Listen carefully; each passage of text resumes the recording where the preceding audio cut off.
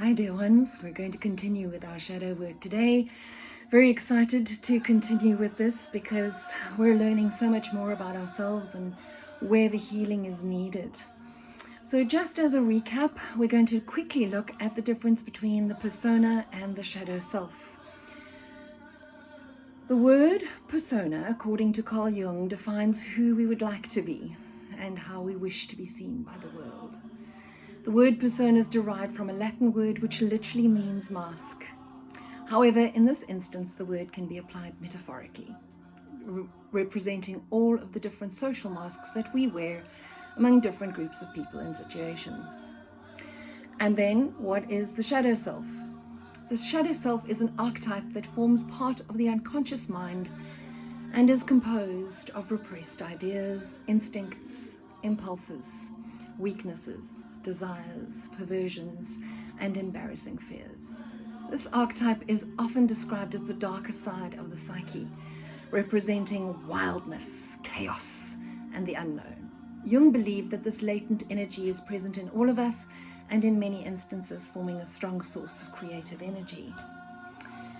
I was reading Bringers of the Dawn again yesterday, and there was a passage that I'd like to share with you as well, because I feel that it does deal with exactly what we're dealing with at this particular moment in time. There are portions of yourself that are in the dark, that don't know how to find the light, except through you. They want the light as well. They don't want to remain in the dark. They want solutions and they want answers. What you may feel is not necessarily the intent of the dark force, but the emotional makeup of the dark force, the fear that vibrates out of lack of information. Portions of yourself that are uninformed are going to come to you in order to be informed. So how are you going to inform them? You shed light, you share light, and you say, I intend for all of my other selves to come along with me on this journey and for them to get light as well. So when we look at ourselves as a fragmented being and we look at ourselves as the diamond with all of the different facets that reflects different parts of ourselves, we really and truly do understand that we need all of our diamond to be polished in order for us to reflect true light and to actually show and shed light on all of our fragmented selves. So I'm going to go back into our Louise Hay exercise, and with all of the shoulding that we've been doing, the things that we should be doing and the things that you've probably dropped off of your list, I want you to start having a look now at when the first time it was that you felt uncomfortable about something that was part of your shadow self. The first time you felt frustrated as a child. And this is very often when we're told that something is wrong or naughty or not acceptable. And it's those things that perhaps might still come up. So seeing as we have already uncovered those things, I think it's very important for us now, before we go into seeing ourselves as a child, just to take a few breaths, and I'd like you to close your eyes, please.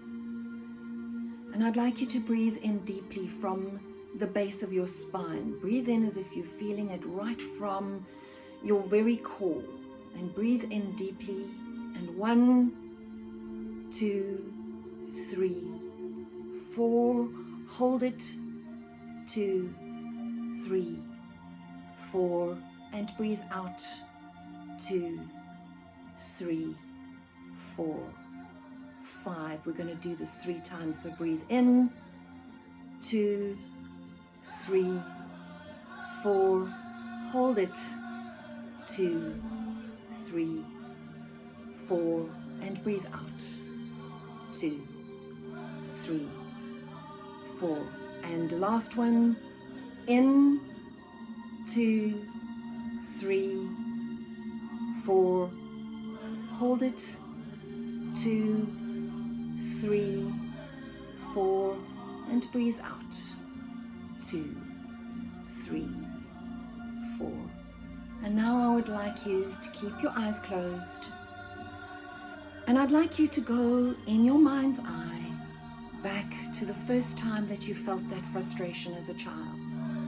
Go back to that situation and go back to that little child.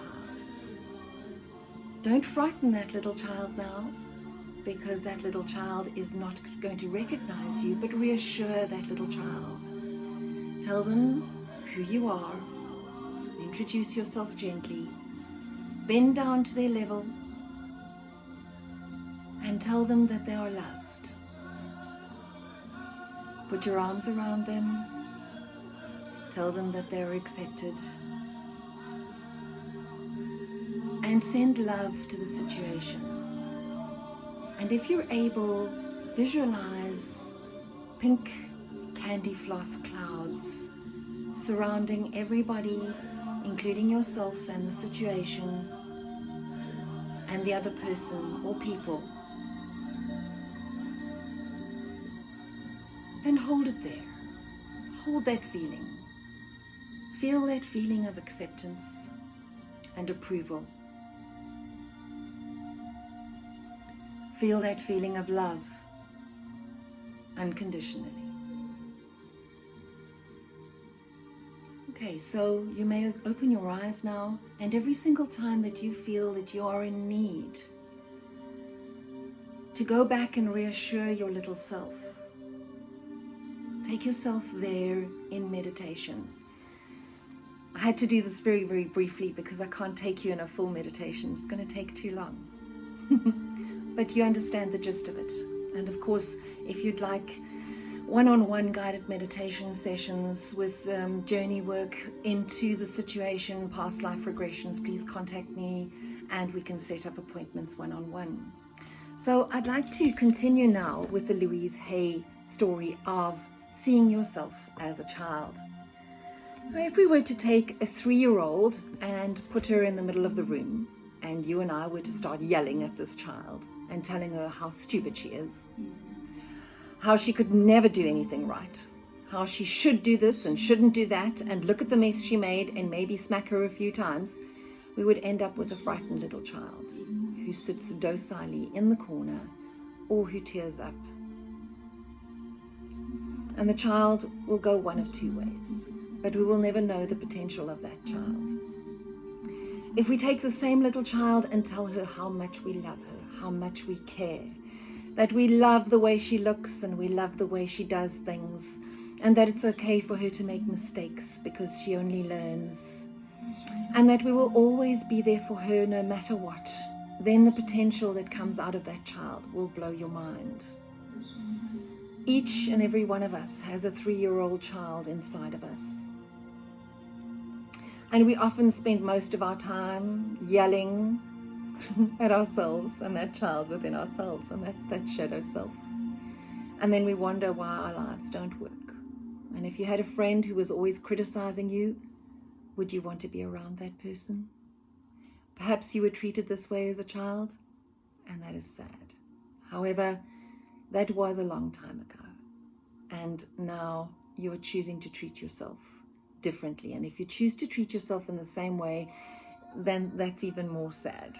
So now, here in front of us, we have a list of the negative messages that we heard from our caregivers, and as a child we heard them and they now became part of our consciousness.